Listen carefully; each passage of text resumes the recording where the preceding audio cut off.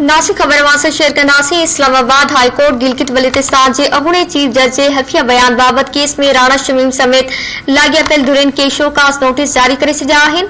7 ॾींहं अंदर लिखत में जवाब तलब। अदालत ईंदड़ ॿुधणीअ ते समूरनि धुरियुनि खे तलब कंदे ॿुधणी 26 नवंबर ताईं मुलतवी करे छॾी आहे।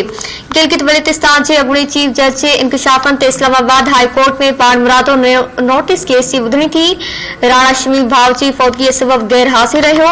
मीर शकील रहमान, आमिर गोरी ऐं इंसार वासी पेश थिया। अटॉर्नी जनरल अदालत खे ॿुधायो त ही पूरे जुडिशियल सिस्टम ऐं ख़ासि तौर ते हाई कोर्ट ते इल्ज़ाम आहे। ही को आम मामलो नाहे, इन जा घणा संजीदा नतीजा ईंदा। हाई कोर्ट जे चीफ जस्टिस अतर मिनुल्ला रिमासनात खेसि जजनि ते एतमाद न हुजे हा त तोहिन अदालत जी कार्रवाई न करे हा। जजनि जो एहतसाब थियणु घुर्जे ऐं उन्हनि ते तनक़ीद बि करे सघिजे थी। माण्हुनि जो एतमाद अदालत तां ख़तम थी वञे त अफ़रा तफ़री पखेड़बी आहे। चीफ जस्टिस रिमासनात हाई कोर्ट मां माण्हुनि जो एतमाद खॼाइण लाइ साज़िशूं शुरू थी वयूं आहिनि। अफ़वाह आहे त इहो हल्फिया बयान हल्फी जाली आहे या न, पर ही मामलो संदसि अदालत जो आहे। इन करे धुरियुनि खे शोकास नोटिस जारी कया वञनि था।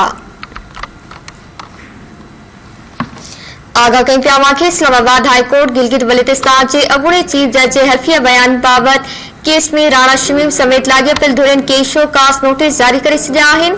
7 ॾींहं अंदर लिखत में जवाब तलब करे वरितो आहे। अदालत ईंदड़ ॿुधणीअ ते समूरनि धुरियुनि खे तलब कंदे ॿुधणी 26 नवंबर ताईं मुलतवी करे छॾी आहे।